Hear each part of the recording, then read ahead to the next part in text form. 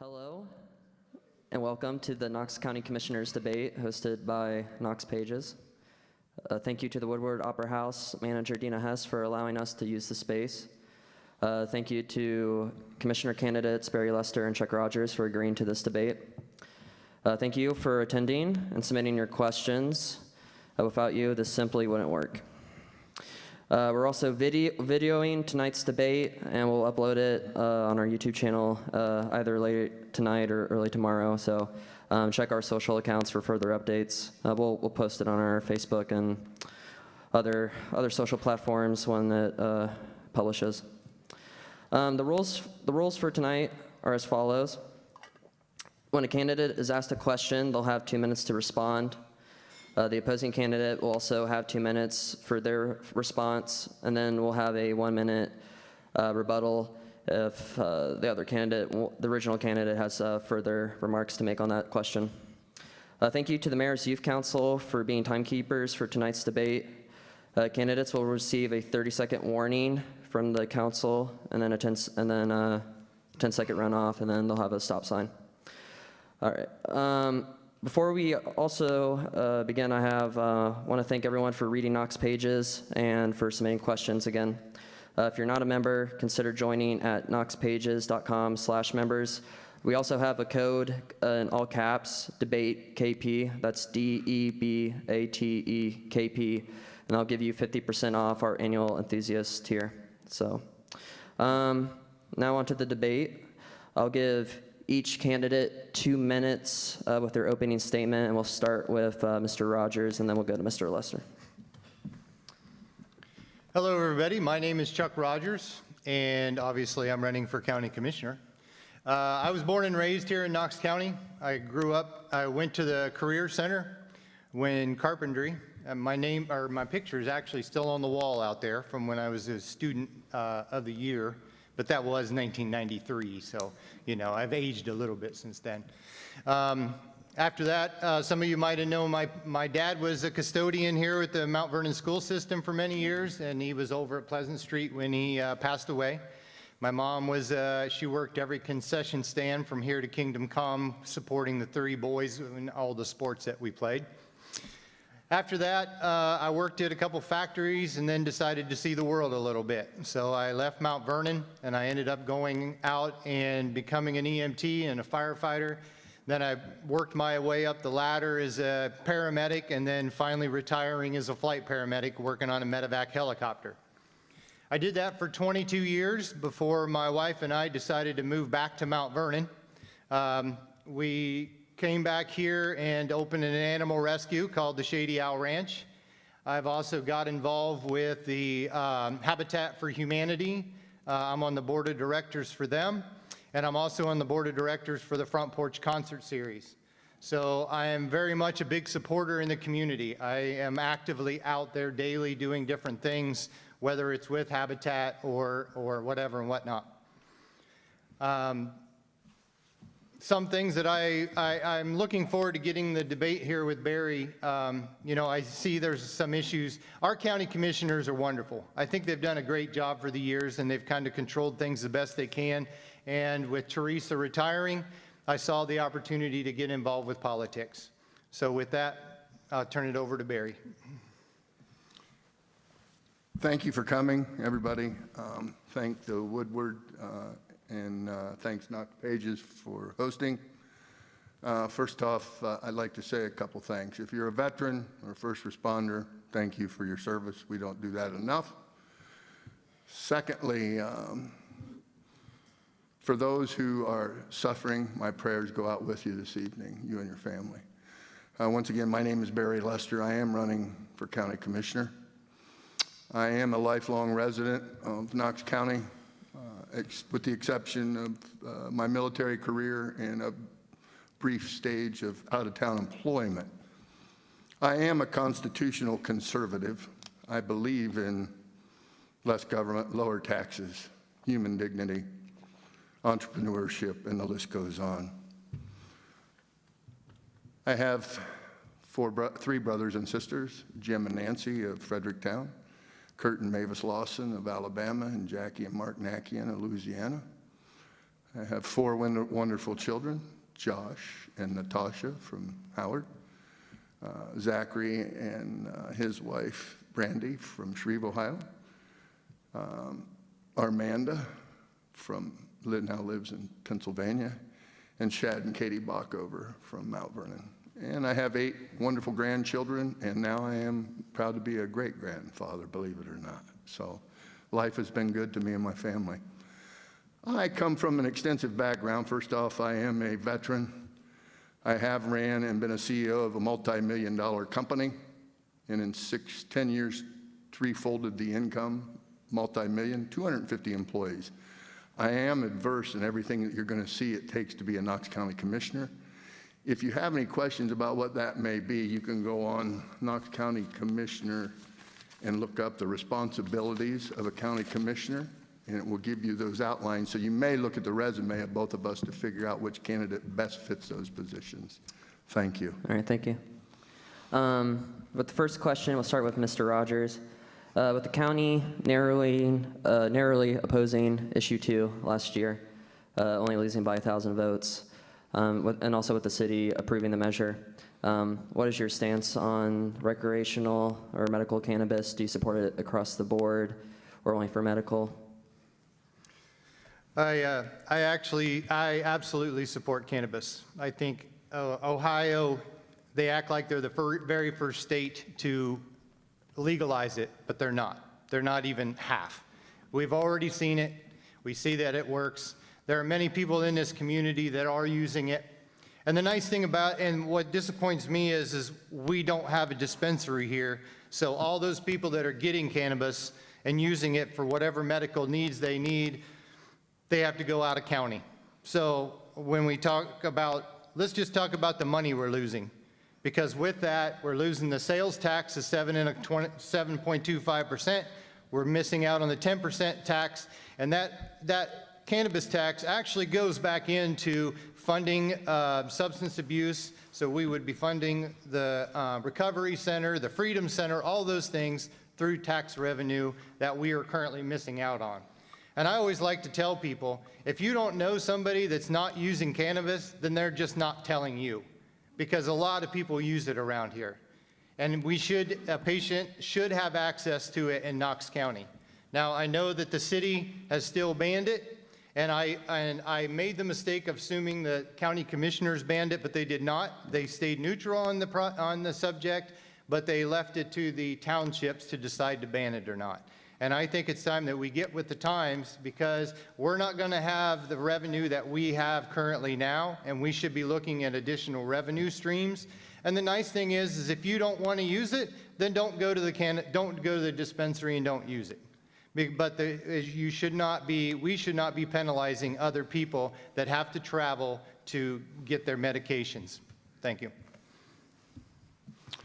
I also agree with cannabis. I actually have a relative who is suffering from a terrible disease right now that happens to be using it to help his appetite and pain. I have visited 2 of the dispensaries in other counties, and if you've not visited one, they are different than what you would expect. The people are knowledgeable, the facilities are really clean, they're new. I agree with Chuck. Revenue is revenue. It's already been legalized in the state of Ohio for recreational. The city of Mount Vernon has a moratorium that has just put it on delay for 6 to 9 months. This is once again a thing that maybe, not to dig up an old grave, that kind of reminds me of solar. I think going forward, we need to have maybe a couple town hall meetings where we get the opposition and the for, because 3 people can't represent 63,000 at the end of the day. We need to have public buy-in. We need to know your thoughts, your concerns. I have done some research. There is no crime that the 2 dispensaries that I went through that has followed it there, which was one of my biggest concerns, was their crime, was their loitering. It's very operational. The one thing that we need to remember about, this is all state mandated. This isn't something that a county commissioner is going to come in and say, Matt Starr gets a dispensary. The state of Ohio vets these people, does their research, appoints them. make sure the facility is correct, the training is correct, and it's almost like a medical operation now. Like I say, we can't stop the inevitable because recreational has been approved. So you're going to send those people to another county, or you're going to have people living in a gray market area because people can grow cannabis now. So that's my thoughts on medical marijuana and recreational marijuana. Thank you. With a follow-up on that, do either of you have an estimate on how much tax revenue the county would receive if dispensaries did start popping up in the county? No, and I did ask that actually at the one in Sunbury. It's fairly fresh actually. Like any of them, when they opened the doors, they had the mad rush. I mean, it was people parking in lines and lines of people to go in to receive their goods. It's too early in the program for them to actually give me a tax revenue that they had received. I told them that I would check back with them sometime in January, because that should give them time to kind of see the tax relief that has been coming. The one in Newark had no idea. I mean, those are the two I went to, actually. I mean, no surprise. But they are right there in counties around us. So, but to answer your question, no dollar amount. There was research done on possibly having a cannabis dispensary in Mansfield, and when the lady came in, obviously Mansfield's population was a little bit larger than ours, but they were saying the average revenue coming in was about $250,000 a year. And then but you also have to look at it when you're having that facility. You have the tax on the cannabis, but you also have the sales tax that comes to the county. The average dispensary has about 15 employees, so every single one of those employees are making a starting wage of $15 an hour, and then all those people will be paying W-2s, so we have the tax revenue coming in. You also have the tax revenue coming in from the property value as well, so we would have property taxes coming in for that as well. So we have multiple streams coming in for one business, and as we've said before, we're always looking on how do we get more businesses to come in, because as you'll find out, Mount Vernon, Knox County runs on sales tax, you know, and that's our biggest income that pays all of our bills, that pays our Sheriff's Department, that pays all those things. So we need to be looking at other options to allow businesses to come into Knox County. All right, thank you. Mr. Lester, of all the departments the commissioners oversee, which presents the biggest challenge financially, and why do you think that? And also, how would you solve that challenge?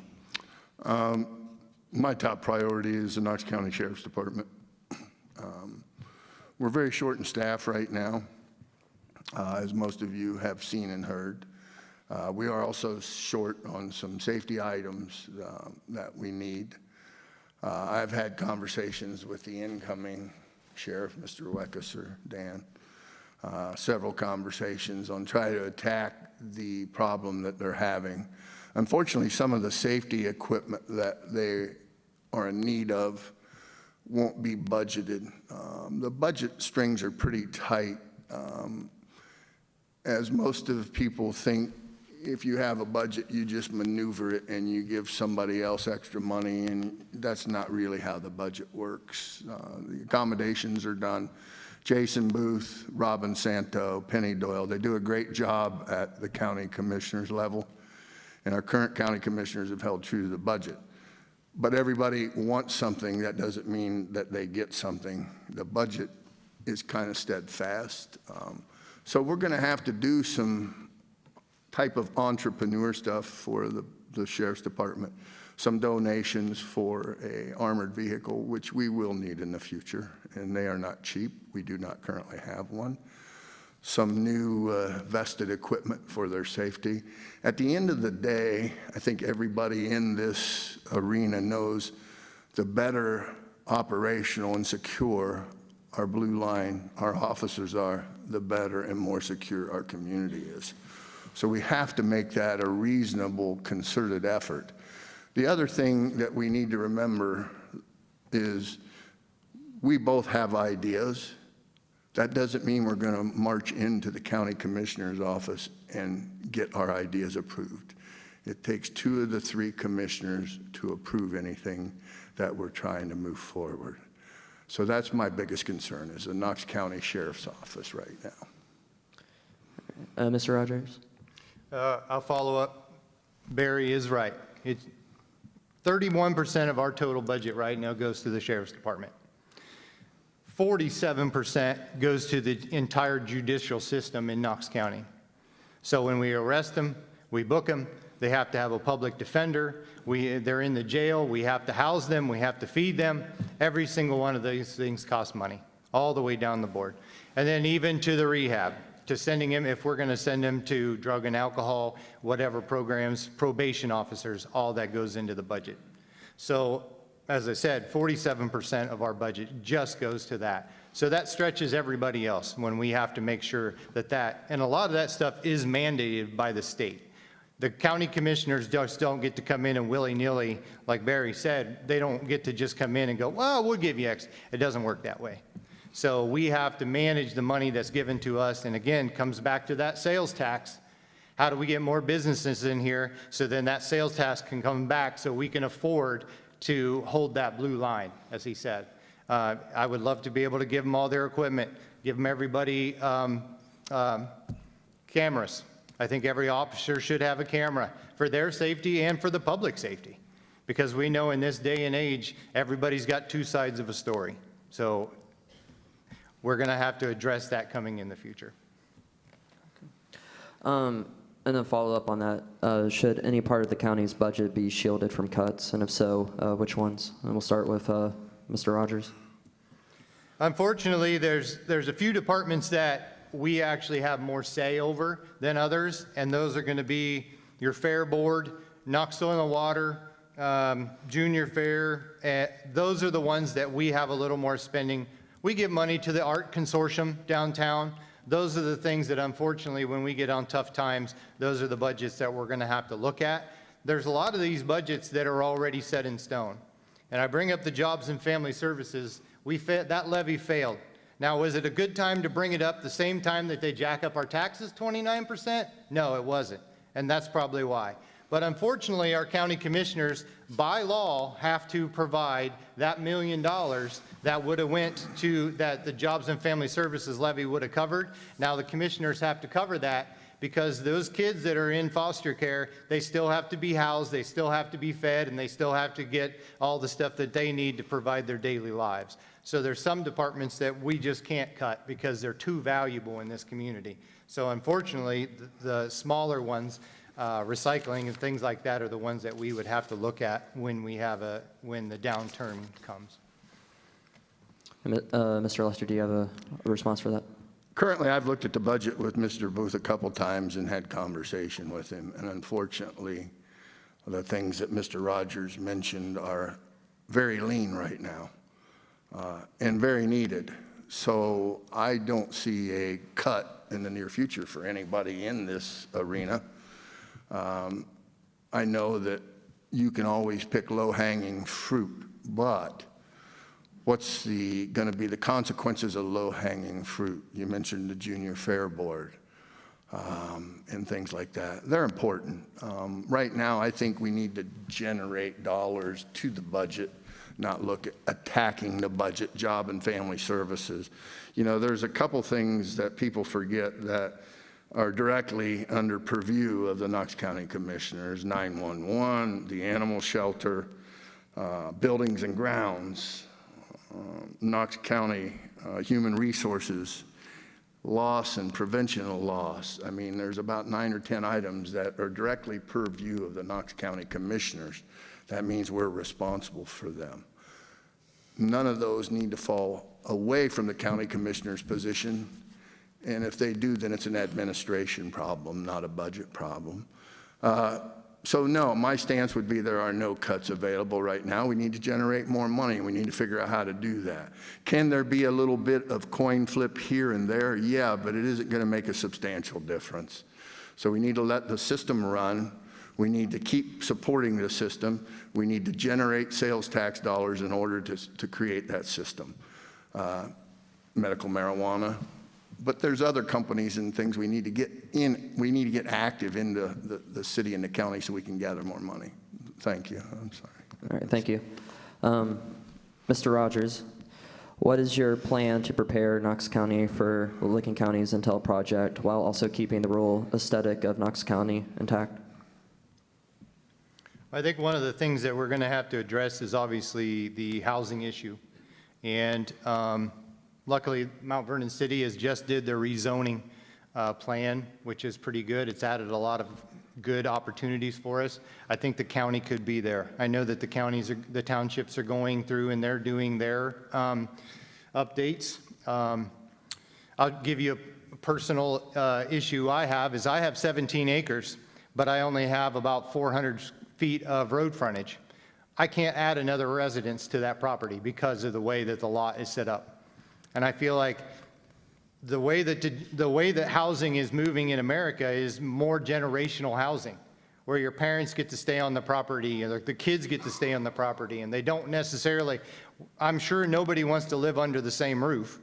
So how do we address that? By allowing them to build a mother-in-law suite on the back of the house or something like that, instead of breaking everything up into 2-acre lots when you go down a road and all you see is every 2 acres, there's the family of 4, there's the family of 4. When we talk about saving our farm ground, breaking it off into 2-acre parcels is not the best option.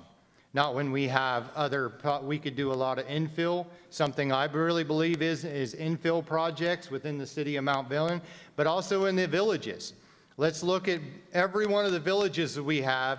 Can we put housing in those areas instead of taking up the farm ground that we currently have? And I'll just stop right there. Okay. Mr. Lester, you can also answer that. Yeah. Currently, everybody has a concern about low-income housing for those that can't afford it.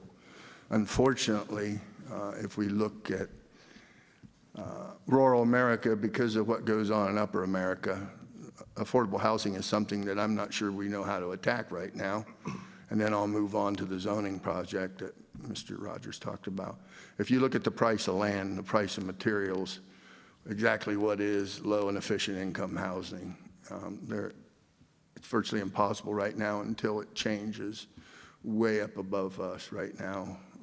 We are in a hot mess when it comes to the price of commodities, the price of materials, and the price of land, not including gas. There is a way to do what you're talking about, if I'm not mistaken, which I probably need to do more research, and I know there's a couple realtors in the audience that probably correct me. I think you can landlock that area and build additional houses on that family property as long as there is a conditional use that says you can no longer sell it because of a shared driveway and stuff. But that would need further research from me or a couple realtors in the audience. So I'm not for sprawling, and everybody talks about that coming our way. What is sprawling? That's when a farmer sells 100 acres and puts 50 houses on it. I'm not for that. Not at all. We need to preserve what we have. We have fights that are come about us to try to keep our rural farm area, and we got to do everything we can to keep that. Currently, they are working on regional planning of having a committee that will build from the inside out, which means it'll go back to what you talked about. They'll start from the inside and try to build out, which is a better thing for the county. Okay, thank you. We're gonna. Can I get one more? Yeah, go ahead. Something he was talking about, the inaffordability of housing, and I'd like to share something that I'm currently working on. Obviously, I'm a board member for Habitat for Humanity, and as some of you know, we are actually building 12 new homes on Columbus Road.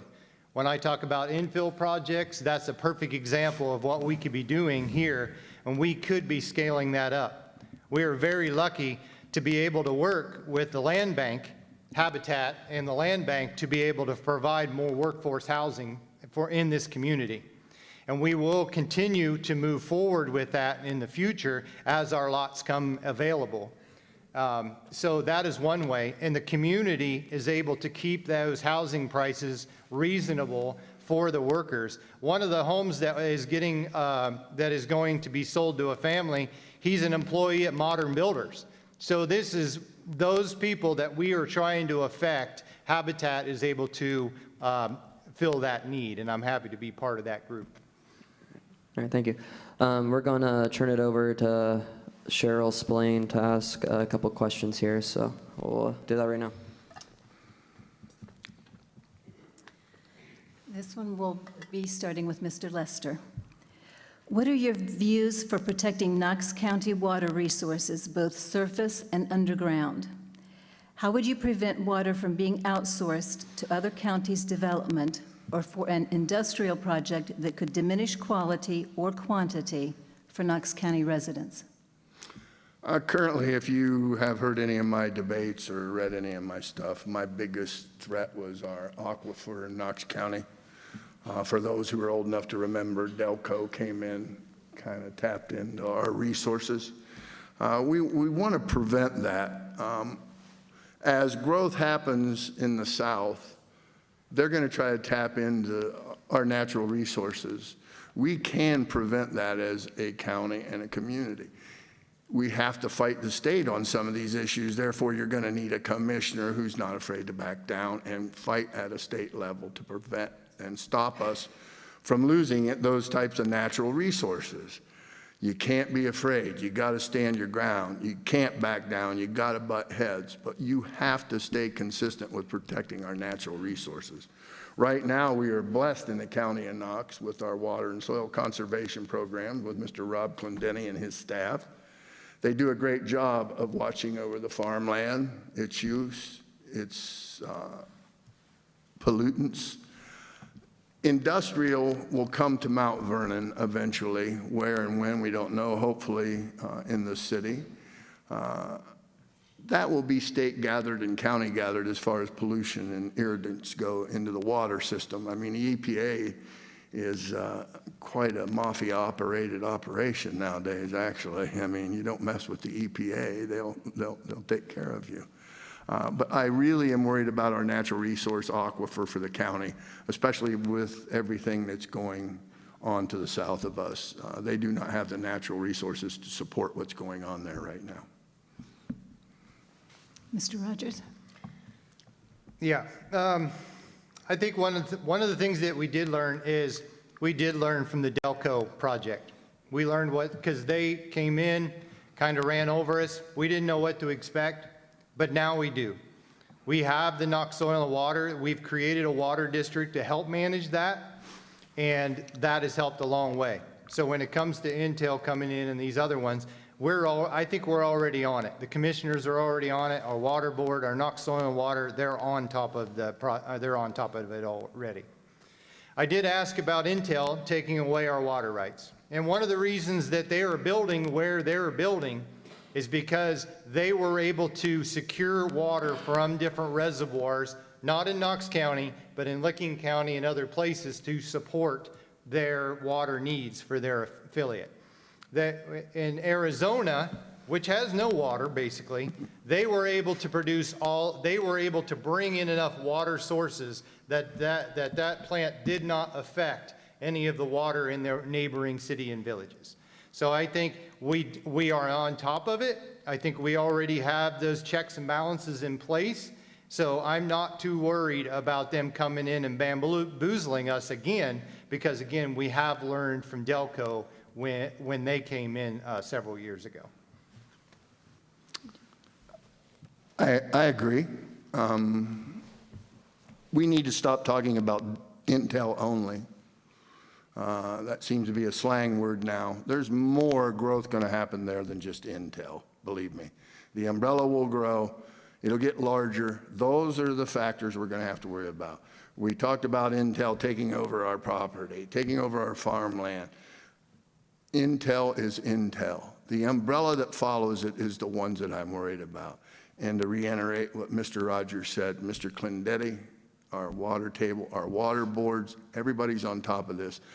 Delco will not run over us again. Beware the state stepping in for that arena. That's when you're going to need a strong commissioner and a strong commissioner group to back them down. And as a follow-up to that, you both mentioned Knox Soil and Water. As commissioner, would you do anything to increase staffing in the Soil and Water Office? Or can you do anything to increase staffing and better protect our natural resources that we do have? Currently, no. But Mr. Clendetti, I hate to keep throwing that name around like it's cheap change, has done a great job of getting volunteers, young people, to help him with some of those scenarios. It also gets him active and involved into the processes and procedures that Knox County Water and Soil does. They know that they have a budget to operate within. If the time comes where the need is there, then we can always look at some discretionary funds in order to help that out. But currently, they're pretty solid and situated where they need to be. And that's a conversation that I had with the group, not just something I'm winging out of the air. So, Mr. Rogers, would you care to comment? Currently, the commissioners give them $217,000 a year, and they haven't come to the commissioners and said, we need more money. I think if they did, that would be something that would be a priority for us, because obviously protecting our resources is a big part of what we need to do and what the counties do, what the county does. We have a good water department. So I would say down the road, and maybe that comes with more tax revenue, if that was needed, that they needed a new person or they needed more education, we would be able to provide that as a county. But right now, we're in pretty solid shape. And this next one, I guess we'll start with Mr. Rogers. With the recent property reappraisals, many homeowners are paying higher taxes. Do you support tax relief by rolling back the county's inside millage or making adjustments to the homestead exemption? And if so, how would you adjust the general fund budget to account for the reduced revenue? One of the things, there's a couple things that we currently do that we are not doing. So I don't know how many of you have heard of the homestead exemption. Before, that is an exemption for anybody that's 65 years or older can go in, and it's all income based. You can have $25,000 of your property taxes not taxed. So we also have that for if you're a fully disabled veteran due to service, you can get $50,000 of your taxes not taxed per year. But the pickle of it is, they're not coming out to your house to ask you if you would like an exemption. It's just like your cell phone bill. They're not going to give you a discount unless you go in and ask for it. So what I think we need to do as a county is maybe we're at the point that we need to promote it more to get more of those people on the homestead exemption program that we currently have in place.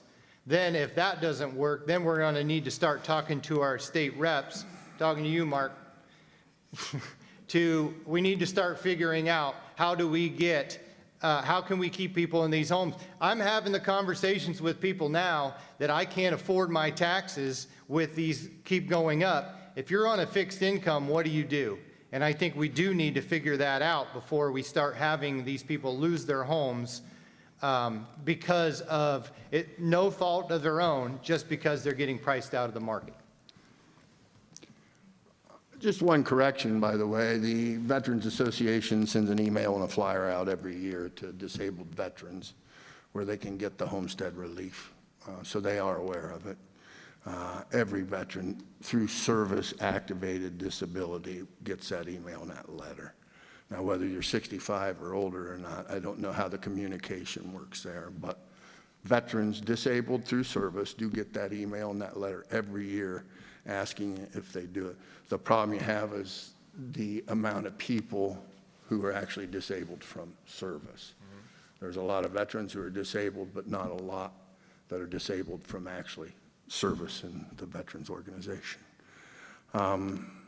So just one correction there, not to be that guy, but being a veteran, I can tell you I'm not disabled, but I know veterans who have taken advantage of that dollar amount. So we talk about taxation, and Republicans are not for taxation. The problem you have is if we go backwards now, we talk about the general fund and the non-general fund budgets and where this money goes. How do you go backwards and keep supporting what we have now with the scream that we all need more? Do we need another tax increase? Absolutely not. How do we live with the one we have? Good question, but it's upon us. Can't change it. The auditors in town get a bad, very bad rep because they think that they're responsible for all this, and they are not.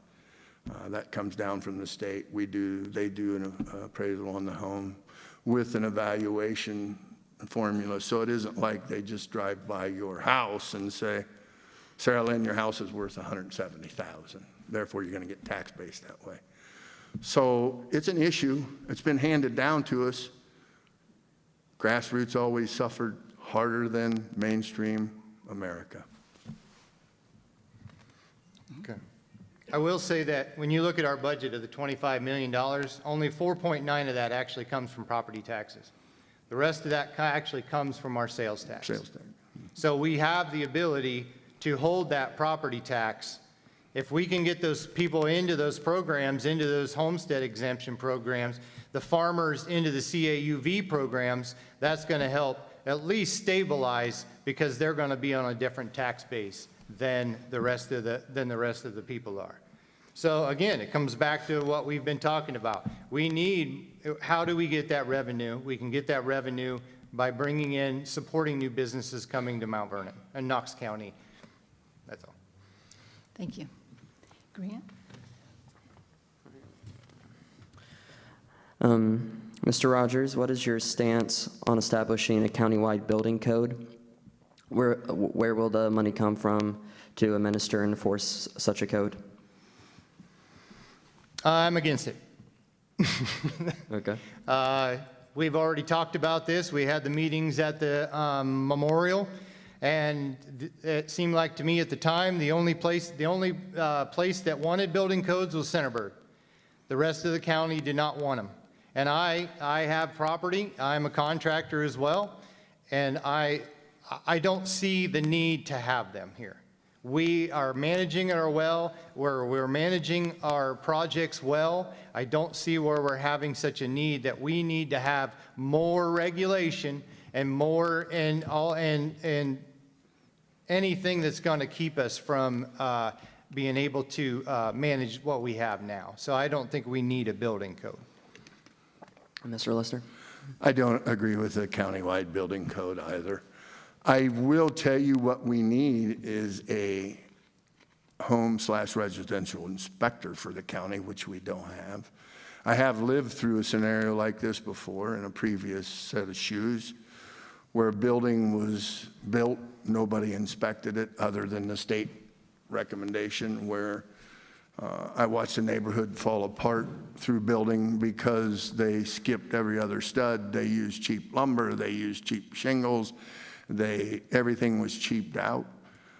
It did not meet the frame structure, the building structure, but it was allowed to be put up and sold.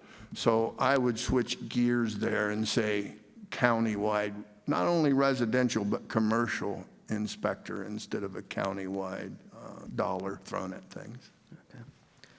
Okay. Mr. Lester, do you have any planned changes for countywide public transit? What is the county doing right with public transit, and how can it be improved? Once again, this falls under the purview of the Knox County Commissioners, Knox County Area Transit Authority. It is a budgeted item as well. Right now, we suffer because we don't have any independent, like taxis, really running around the area. But right now, I have no resolve for county-wide transportation. MODA and CART is our only advantage right now. It operates a pretty good circumference. Does it reach out into the lower regions of Jefferson County and some of that? No. But no, I don't think there's a budget reform for Knox County transit. And I don't have a resolve for anything outside of that circumferences currently. Mr. Rogers? Well, this is where Barry and I disagree. So I think we need to have an updated public transportation plan.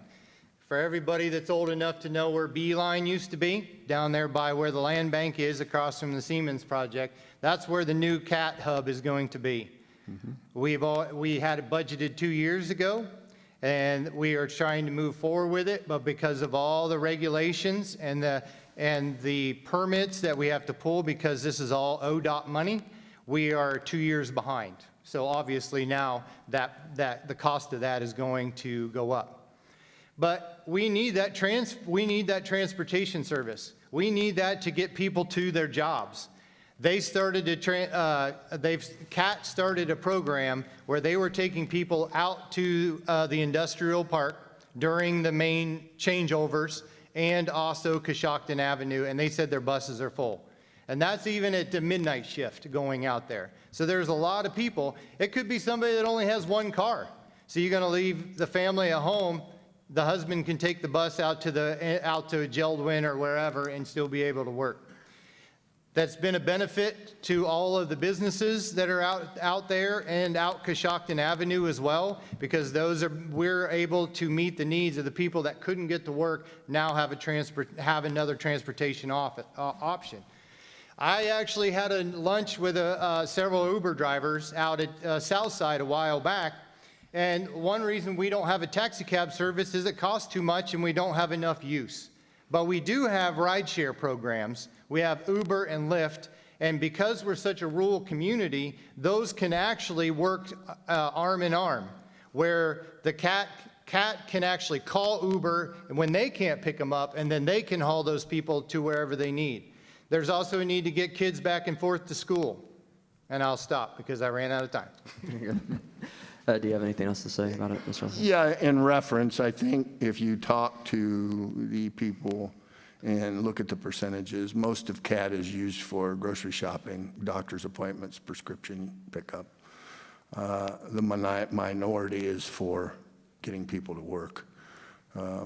So I think you're spot on. We need people to get to work, but the majority of the Knox County area transit is used for medical preparations, doctor visits, and grocery getting.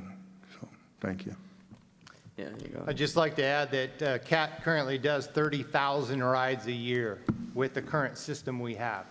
And unfortunately, what I would like to see is we have a bus route. Maybe have a trolley running the downtown route, but have a bus route where they can get on and off. Then you could use your Uber if you didn't want to stay on the loop. But all those loops will cross over at the new area transit center down by Siemens, and then from there, then you can make your ride home. I would love to be able to get on the bus instead of if I come down to Bickerdykes and have some cocktails, I would love to be able to have an option to get home where I don't have to drive home. We are very much a car-centric town, but I think we have the option to get people out of their cars and get them where they need to go efficiently. And cost us less. That's less road tear. There's just a bunch of benefits to having a better public transportation service.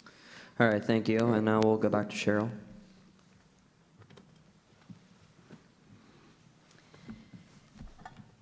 This one is primarily directed to Mr. Lester. It came from his bio that you can find on Knox Pages for both candidates. But Mr. Rogers, you will also have a chance to respond to this. So Mr. Lester, you stated our first responders need added support. How can you as commissioner provide that support? We talked about that earlier in my opening. We are really short right now. You know, when I talk about first responders, really it's the Sheriff's Department that we're responsible for. As many as you know, my son is an assistant chief here in Mount Vernon. My grandson's a fireman. That has nothing to do with the county commissioners. That's the mayor and his group. We're short. Right now, for those of you who don't know, we only have 2 officers on our nighttime shift, county officers patrolling the county. If you look at a county map, response rate's ridiculous. Depending on where they're at. I mean, but you know, when something happens, lo and behold, nobody's ever close enough to the incident to respond. So we only have 2 of those. Everybody always talks about pay raises. I will tell you that over the years I was very successful at building a team. To be recognized goes a long way as well. I don't think our first responders, our Sheriff's Department is recognized enough as to the job and the good job they do. Sometimes you can leverage people with additional vacation days, additional personal days. It doesn't always have to be a dollar amount. Gratitude, things they can appreciate, but we do need to raise our bar for those particular people. Right now is the cry you will hear, they can drive 30 minutes and make $30,000 more a year. Whether that's true or not, I have to believe what I'm told.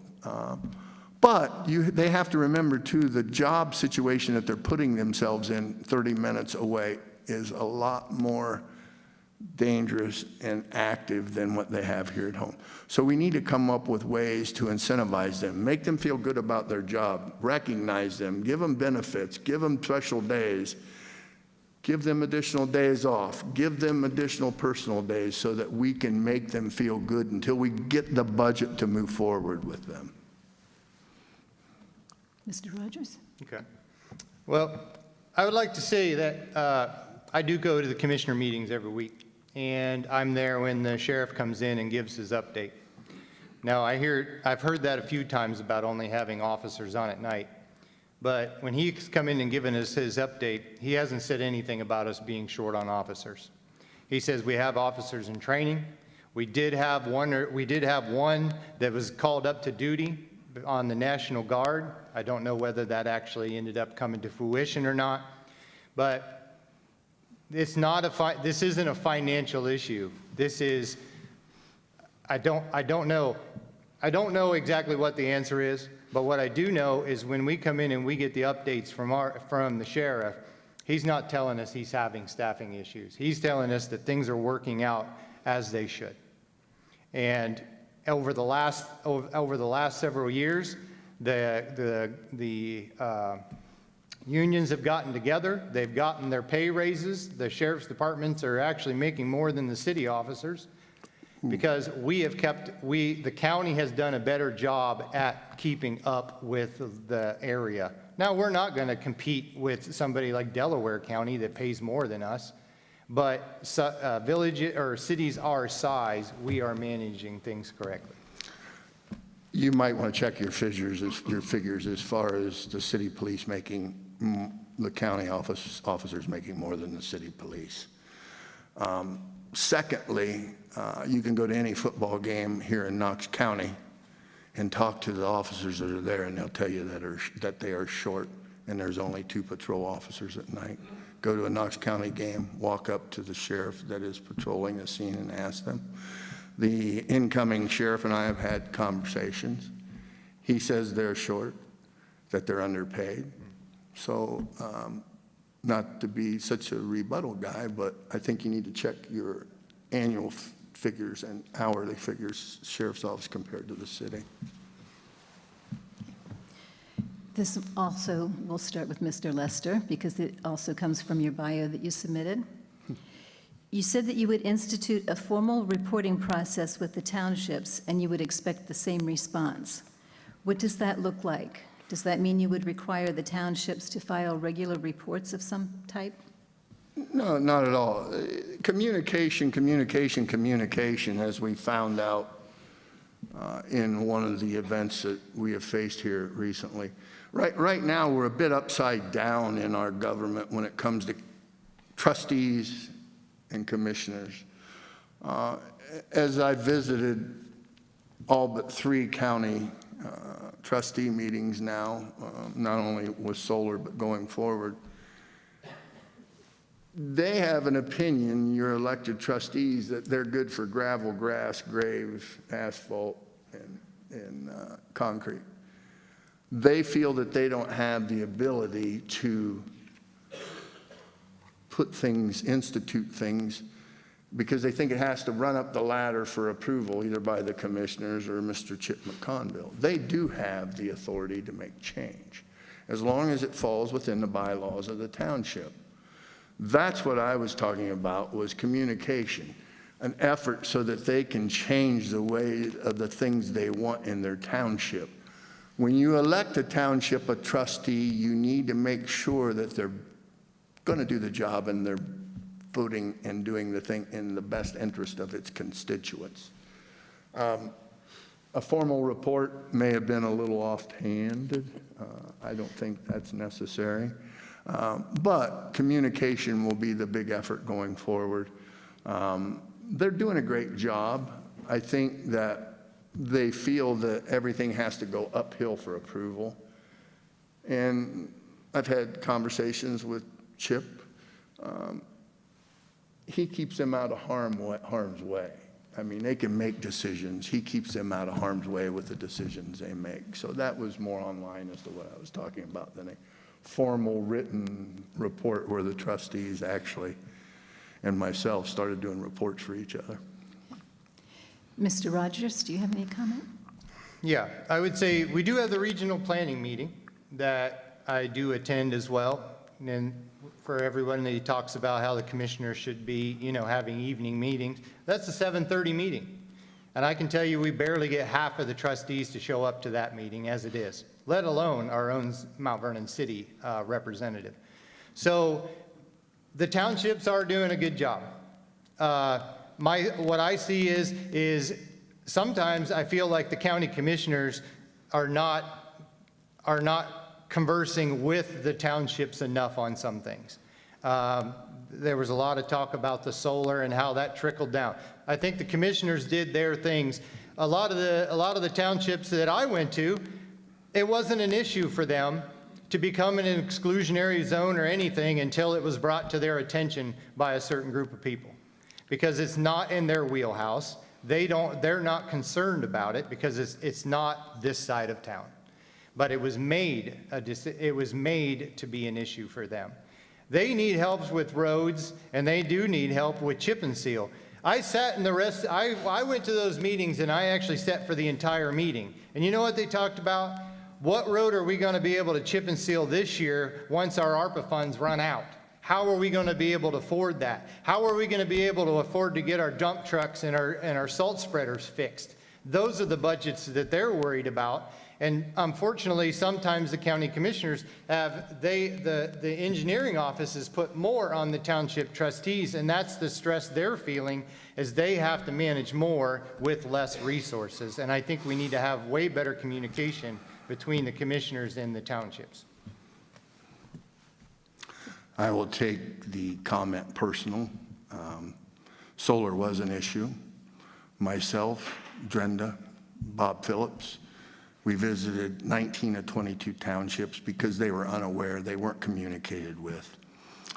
So we had 18 townships sign a resolution because they did not know what was coming at them. We informed them, we gave them the right to make a decision, they made a decision. The other thing that I will take homage to you, Mr. Rogers, I am not from dark money and I am not a bot commissioner, which you so proudly have put on your social media. I have no dark money. I still drive a 2005 GMC Canyon. I still live in the same house, and my bank account has not swollen. So I would love to see some of that dark money, and I'd like to see who bought me, sir. That's not how you run a campaign. I have nothing. I've told everybody what a nice man you are. I've not dug in the ditch on you. I don't need to. If that's what you've got to do to win an election, I want you to have at it. Dig into my financials. Tell me how crusty I am. Tell me anything you want. It will be water off my back. Thank you.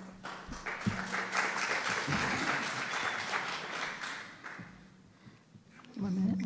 Let's address that, Barry. So the average donation of a campaign for my county commissioner race has been $50. And during the primary, and when we came out, we had the anti-solar meetings and everything. Barry got a really nice donation of $3,500. So that's pretty big for a commissioner race. When you have $3,500, $1,000 donations. And I find it funny that in the primary, he talked about, I don't support any candidates because I don't want to worry about them coming back and asking me, what are you going to give me? Yet here we are standing there swearing under oath at an anti-solar meeting that you are here for anti-solar, when we know that the gas and oil industry has been pushing this anti-solar narrative? So, to be clear, you guys need to do your research, because 4 years ago I ran against the incumbent, and the donor that you're talking about, him and his wife actually gave me more money 4 years ago, only it wasn't dirty money back then. So, you know, I would tell you that donations are a proven fact, that people want you to be in office and are supporting you by donating. That does not make it illegal. That does not mean you've been bought. That does not mean that you should insult my integrities or my morals or my principles. I won't do that to you, sir. Thank you. All right, this is for Mr. Rogers from the bio you submitted to us. You state you want to work with townships to update their zoning codes for multi-generational housing options. Is that a commissioner's role, and what specifically would you do? It is not a commissioner's role, but since the commissioners actually set on the regional planning commissions, and we actually go out and talk to the townships, I think we have input that we can give to them. There was talk about they brought in a regional planning, and I think it was the same lady that the city had hired to help with the townships being able to update some of their regulations. So I, as a commissioner, would want to encourage that on how do we do better land use, better and cut down on the urban sprawl that we're currently seeing now with some of these subdivisions and stuff going in. Currently, there is a system in process that is addressing that. Mr. Godke and other people are looking at that. They are hiring somebody to look at the way that we're doing things. They will be having a meeting in October sometime. It has not been announced yet, but that process is already in place, so to speak. Do you have anything else for that, Mr. Rogers? No. Okay. Before we end with closing statements, I'd like to mention there is a cheese tray outside, and also you guys are more than welcome to mingle and communicate and talk with the candidates if you have any further questions. So we'll start with closing statements. Each candidate will get 2 minutes, and this will be the question for closing statements, and then if you have anything else you want to say. What distinguishes you from the other candidate, and why should voters vote for you? And we'll start with Mr. Rogers. What sets me apart is I'm actually out in the community being involved. Like I said, my wife and I run an animal rescue. I am at the dog shelter walking dogs weekly, so I know how the dog shelter runs. Currently working on trying to have a better program with the cat shelter. I'm out and about with Habitat for Humanity. I'm happy to report to people that don't know, Habitat for Humanity will be moving to the new Siemens complex. We just purchased the new engineering building, which is the one right across the street from the CES Credit Union. So we are planning on bringing down, and I've been part of this since the very beginning when we were looking, where are we going to build, where do we want to move, and I said I wanted to be part of the revitalization downtown. These are the things that I am currently working on. I am out and about doing things at the community. I'm on the Front Porch Concert Series. You probably saw me running around on my scooter and my funny hat. But I believe, my wife and I always believe, if you want to have the community that you want, you need to be out in it and doing it. You need to be part in it. You need to be part of it. You need to support the restaurants in this town. Otherwise, we won't have them. And I surely believe that that's the same way with the commissioners. I want to be part of something that's going to grow us in the right direction, and I want to let everybody know, it doesn't matter which party that you affiliate with. When you get elected, you're representing every single constituent in Knox County. And I want to let every one of you know, I will be available to have a conversation, whether it's at Aldi's or whether wherever it's at the ball field or Habitat. I'm there to communicate and and listen to what you guys have and how can we make our community better. Thank you. Mr. Lester? I think my resume speaks for itself. Over the years, all I've done is run businesses. This is a business that we're running. And I would like to say that the current county commissioners are doing a good job. The budget is true. They're doing a wonderful job. I would like to thank Miss Teresa Bemiller for her years of service. She's a wonderful commissioner, and that happens to be the position that both of us are trying to gain. I am a board member of this beautiful facility. I am a non-paid consultant for Wounded Warriors. I'm a lifetime member of the AMVETS. I'm a member in good standing of the Masonic Lodge. I am out and about in the public. I am very active, you will see. To rest assured, this is a full-time job for me if elected, this commissioner's position. This isn't something that I will take half-heartedly. I will promise you, I will communicate. I will be transparent. I will be available. I will not ever, never back down for any issue that you have. I will listen to your opinions and your views. And there will be times where I think it's more important to get your input than me make a decision. As you heard me say earlier, 3 people have a tough time representing 63,000 people. Do the math on that. So whether it be Chuck, myself, it will definitely be Drenda and Mr. Purcell. 3 people are going to represent you, 63,000 people in the county. Remember, it takes 2 of whomever it may be to get your wishes approved. So it's important that whomever you elect be able to get along with the other 2 commissioners. Thank you very much for attending. There's cheese. You gotta have a snack, right? So. All right, well, hey, thank you all for coming. I appreciate it, and go out and vote.